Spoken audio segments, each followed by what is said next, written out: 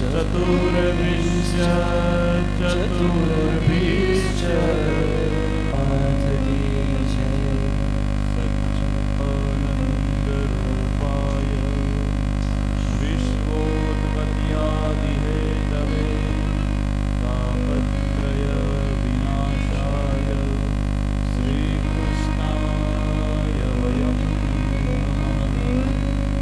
कृष्णं नारायणं वन्दे कृष्णं वन्दे व्रजप्रियं कृष्णं द्वैपायनं वन्दे कृष्णं वन्दे वृषभासुतं। श्री गोवर्धन नाथ की जय। गिरिराज धरण की जय। पारायण करता विप्रवृंद रशिश भाई, केतन भाई एवं रत्निकांत भाई जो कला के माध्यम से भक्ति रस में हमें रक्त करते हैं, ऐसे हमारे संगीत बसावाज वनिक नाभि के सभी प्रिय मेरे आत्मीयजन, सभी श्रोताओं को सादर प्रणाम। जय श्री कृष्ण। प्यार से और जोर से जय श्री कृष्ण। હું જય શ્રી કૃષ્ણ બોલું એ તમારા બધાના એકાઉન્ટમાં જમા થાય, પણ તમે બધા જય શ્રી કૃષ્ણ બોલો તો એ મારા એકાઉન્ટમાં જમા થાય. એટલે મારા એકાઉન્ટમાં જમા કરાવવા માટે તમારી પાસે જય શ્રી કૃષ્ણ બોલાવું છું. જય શ્રી કૃષ્ણ. ગિરિરાજ ધારણ કર્યા છે 7 વર્ષ અને 7 દિવસના કાન દોર. બે ટોલી છે, એક પરસાનાની ટોલી અને એક નંદગાંવની ટોલી. નંદગાંવની ટોલી બરસાનાવાળાને કહે છે કે જો અમારો કનૈયો ના હોત ને તો આજે તમને આ વર્ષાથી રક્ષણ ના મળત. કનૈયો બધું સહન કરે, અભિમાન કોઈનું સહન કરતો નથી અને રાધાજીનું માન સહન કરતા નથી. પ્રભુએ સુંદર લીલા કરી અને પોતાના વામ શ્રી અંગને પ્રભુએ રાધાજીનું સ્વરૂપ કર્યું છે અને દક્ષિણ અંગ પ્રભુએ પોતાનું રાખ્યું છે. બોલો શ્રી યુગલ સરકાર કી જય. જેવી રીતે સનાતન માર્ગમાં શૈવ માર્ગની અંદર અર્ધનારેશ્વર સ્વરૂપે શિવ અને પાર્વતીનું સ્વરૂપ છે, એવી રીતે પુષ્ટિની અંદર આચાર્ય ચરણ આજ્ઞા કરે છે કે પ્રભુ રાધાજીની સાથે અર્ધનારેશ્વર સ્વરૂપની અંદર આ વિદા કરે છે. 7 દિવસ ક્યાં વીતી જાય છે કોઈ ગોપગણોને, કોઈ પ્રજાંગનાઓને ખબર પડતી નથી. ઇન્દ્ર રાજા 7 દિવસે આપણે પરિક્રમા કરીએ છીએ અને કેટલાક વૈષ્ણવો તો પરમ ભગવતીઓ દંડવતી પરિક્રમા કરે, દંડવત કરે, ઊભા થાય, દંડવત કરે, આમ કરતા કરતા પરિક્રમા પૂરી કરે.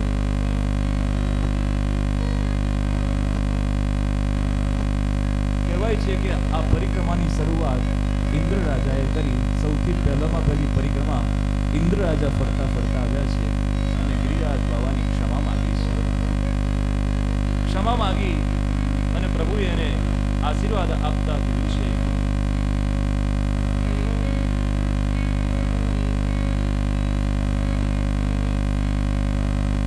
શુદ્ધ સત્વમ તવ ધામ શાંતમ તપોમયં ત્વસ્તરરજસ્તમસ્કં માયામયોऽયં ગુણસંપ્રવાહો ન વિદ્યતે ગૃહાનુબંધ.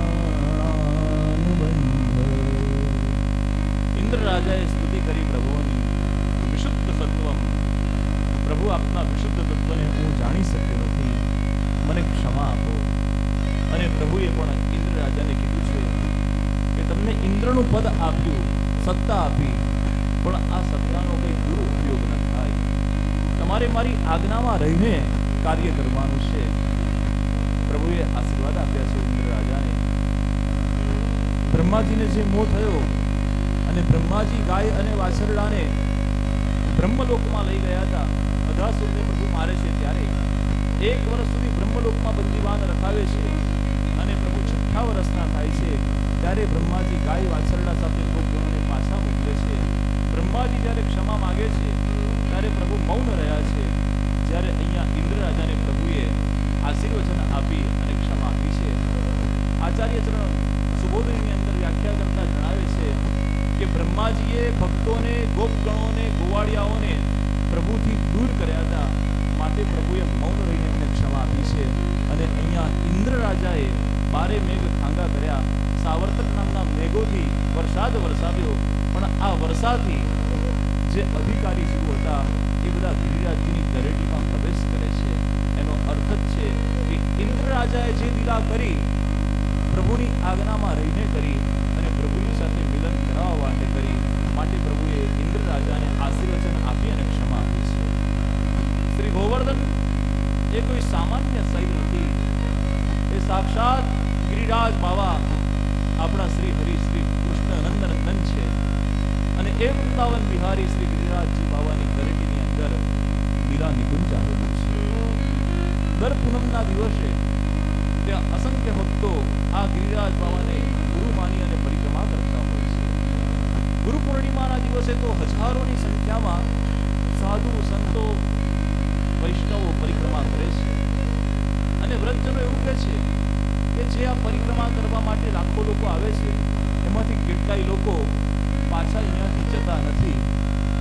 એનો અર્થ એ છે કે અધિકારી જીવો આ ગિરિરાજ બાવાની તળેટીમાંથી નીકળે છે, સાધુ સંતો પરિક્રમા કરે છે અને ફરી પાછા ગિરિરાજ બાવાની તળેટીમાં જ સમી જાય છે. ગિરિરાજ એ સાક્ષાત પરમાત્માનું સ્વરૂપ છે. સુબોધની અંદર પુલિંદી ભીલ વસાવા જે ગિરિરાજજીની તળેટીમાં રહેતી હોય છે, એના પર પણ પ્રભુ કૃપા કરે છે. અને પ્રભુ પોતાના ચરણારવિંદની અંદર જે ચંદનના લેપ લાગેલા હોય છે, એ ચંદનના લેપ લગાયેલા પ્રભુ ગિરિરાજજીની તળેટીમાં ગૌચરણ કરે છે. અને એ ચંદનના લેપ વાળું ઘાસ એ પુલિંદીઓને, એ અશુદ્ર સ્ત્રીઓને પ્રાપ્ત થાય છે.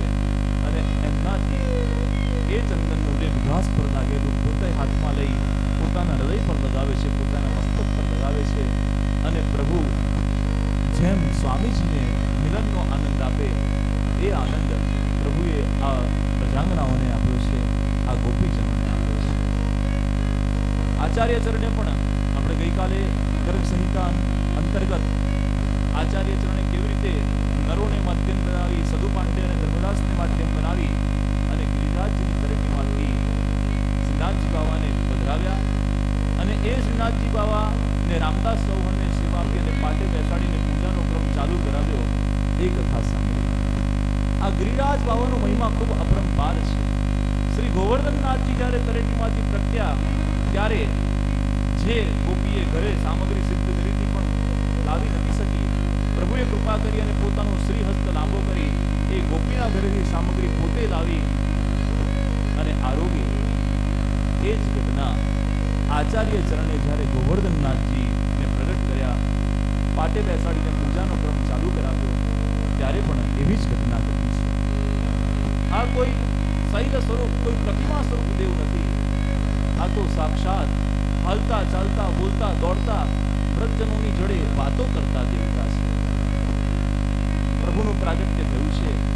દોડતા દોડતા પ્રજાંગનાઓને ત્યાં જાય છે, માખણ મિશ્રીના ભોગ આરોગ્ય છે. જતીપુરા પાસે જ એક ગામ છે. ગામમાં એક નવી પરણેલી વહુ આવી છે. વહુ પરણીને આવી અને એ જ દિવસે એના સાસરીને ત્યાં, એના સાસરીમાં એક ભેંસ હતી. એ ભેંસ ખોવાઈ ગઈ છે. ગામના લોકો વાતો કરવા લાગ્યા કે આ વહુના પગ બહુ અપશુકન્યાળ લાગે છે. લગ્ન કરીને આવ્યા અને ત્યાં ભેંસ ખોવાઈ ગઈ. બહુ બે હાથ જોડે છે ગિરિરાજ બાવાને. ગિરિરાજ બાવા, મેં તો વિચાર્યું હતું કે મથુરાથી હું લગ્ન કરીને જતીપુરા પધારી છું, અહીંયા નિત્ય તમારા દર્શન થશે. અને પ્રભુ, તમારા ધામમાં હું આવી લગ્ન કરીને તમારા દર્શનની લાલસા આવ્યો. મેં ઘર નથી જોયું, નથી ગોત્ર જોયું, નથી વર જોયો, હું તમારા દર્શનની લાલસાએ પરણીને આવી અને ત્યાં મારે આવું અપમાન સહન કરવાનું. પ્રભુ, મારી લાજ રાખો. આ ભેંસ જો પરત મળે ને તો હું તમને 1.25 કિલો માખણ આરોગાવીશ. માનતા માની છે અને કહે છે સંતો કે પ્રભુ ગોવર્ધનનાથજી સ્વયં ભેંસને એ ગોપીને ત્યાં સુધી આવીને મૂકી ગયા છે.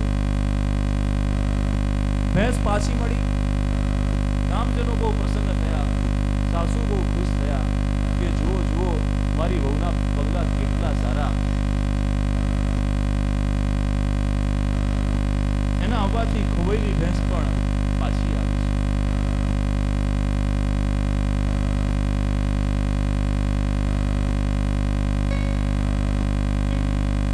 ધીરે ધીરે કરી માખણની તૈયારી કરે છે. 1.25 કિલો માખણ તૈયાર તો થયું, પણ સાસુમાની આજ્ઞા છે કે પૂછ્યા વિના ઘરની બહાર જવું નહીં. ઘરની બહાર નીકળી શકતી નથી અને શ્રી ગિરિરાજ બાબાને એ માખણ આરોગાવી શકતી નથી. ગિરિરાજ બાબા કૃપા કરે છે એકવાર અને સામેથી એના ઘરની બહારથી નીકળી રહ્યા છે. પ્રભુનો જય જયકાર થઈ રહ્યો છે. ગોવર્ધનનાથ કી જય, ગોવર્ધનનાથ કી જય. ગોપગણોની મંડળી ચાલી રહી છે, દોડતી ગઈ છે. સાસુમાં વચ્ચે આવી અને કહે છે કે ક્યાં ચાલી? આ રૂમમાં રોકાઈ. રૂમની અંદર એને પૂરી દીધી. પ્રભુ બહારથી જુએ છે કે સાસુ વહુને મારા દર્શન કરવા દેતી નથી. અને પ્રભુએ એવી કૃપા કરી, ઘરના આંગણા પાસે આવી અને વેણુની અંદર એવો પ્રાણ પૂર્યો છે વેણુનાથે. વેણુ વાગી જતીપુરાની ગલીની અંદર સાસુ મોહિત થઈ અને સાસુએ પ્રભુની સામે જોયું અને સાસુના મનમાં ભાવ પ્રગટ થયો. કૃષ્ણ જ એના ભીતર પ્રવેશ કર્યા.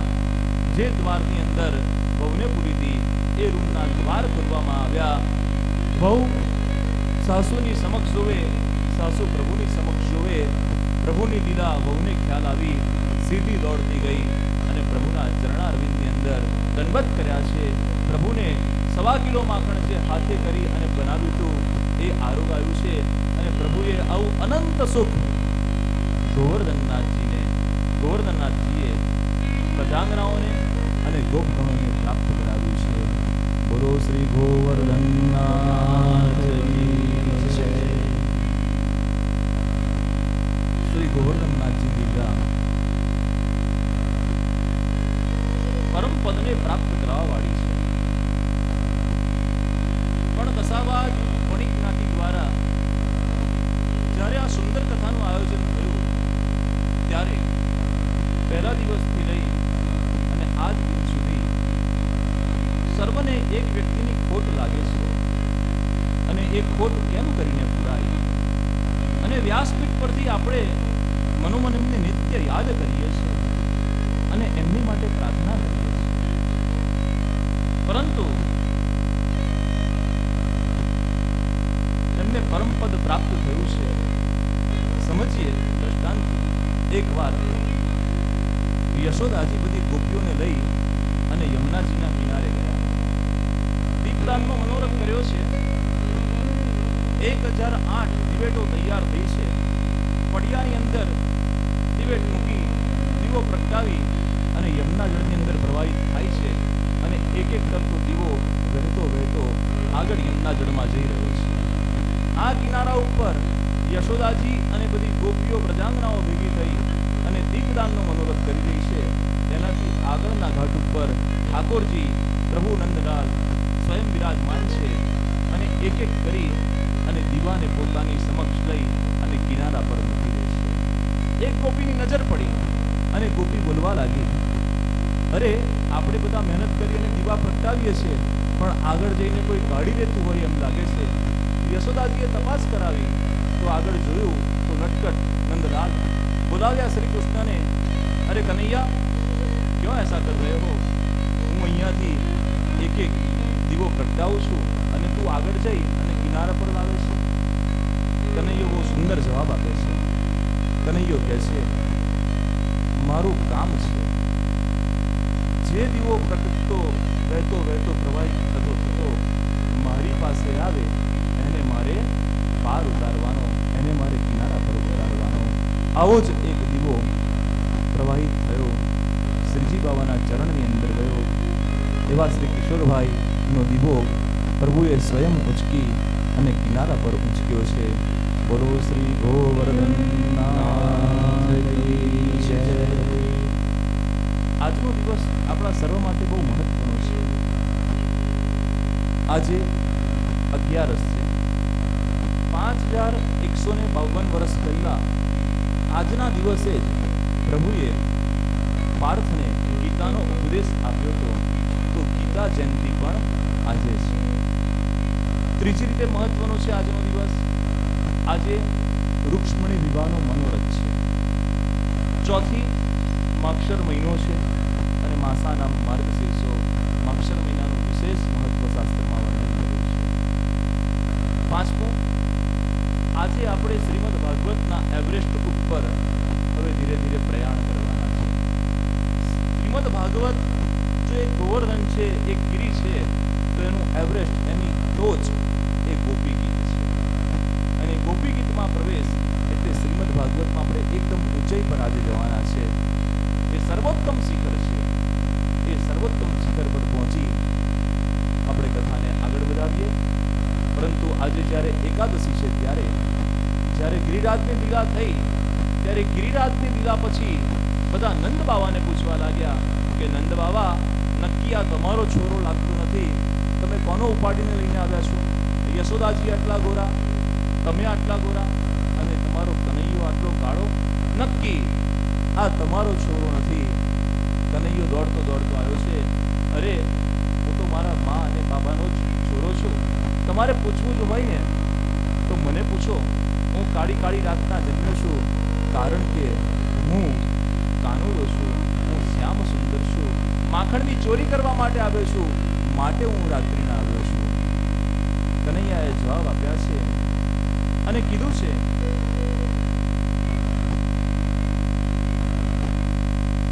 પ્રભુએ લીલા કરી અને પ્રજાંગનાઓને અને ગોપગણોને વિશ્વાસ અપાવ્યો છે કે હું મારા નંદ બાવા અને યશોદાનો જ છોરો છું. શરીર પર ડાઘ જો કાળો તો એ તલ છે. શરીર પર ડાઘ જો કાળો તો એ તલ છે. એક ગોરી અને એક શ્યામ, એ તો રાધા કૃષ્ણની જોડ છે. એક ગોરી અને એક શ્યામ, એ તો રાધા કૃષ્ણની જોડ છે. પણ કાળી ગોપી અને ગોરો શ્યામ તો એ રોજની માથાકૂટ છે. શ્યામ સુંદરે વિશ્વાસ અપાવ્યો કે પ્રભુ, હું તમારી સાથે છું. નંદ બાવાએ એકાદશીના વ્રત કર્યા છે. 11નું વ્રત કર્યું છે. ખૂબ જ ઉત્સાહપૂર્વક વ્રત કરેલા નંદ બાવા મધ્યકાલે રાત્રે 2 વાગે યમુનાજીમાં સ્નાન કરવા માટે પધાર્યા છે. સૂર્યાસ્ત પછી નદીમાં સ્નાન થાય નહીં તો એનું પ્રાયશ્ચિત લાગે. 11 કરી અને વરુણ વિજયની કથા આવી. 11ના દિવસે વરુણ દેવતા એ જીભના દેવતા છે અને એના જે દૂત છે એ 6 દૂત, ખાટો, મીઠો, કડવો, તીખો, તુરો અને ગળ્યો, આ 6 રસ 11ના દિવસે તમને પકડવા માટે આવે.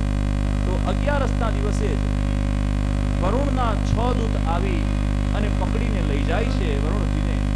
નંદ બાવા અદ્રશ્ય થયા છે. પ્રાતઃકાલે પ્રભુ જુએ છે, પહોંચે છે યમુનાજીના કિનારે અને યમુનાજીના કિનારે જઈ અને પ્રભુ નંદ બાવાને વરુણ લોકમાંથી, વરુણના બંધનમાંથી, વરુણના દૂતના બંધનમાંથી પાછા લાવે છે. નંદ બાવા કહે છે, કનૈયા, આ હું વરુણ લોકમાંથી પાછો આવ્યો એનું કારણ તું જાણે છે?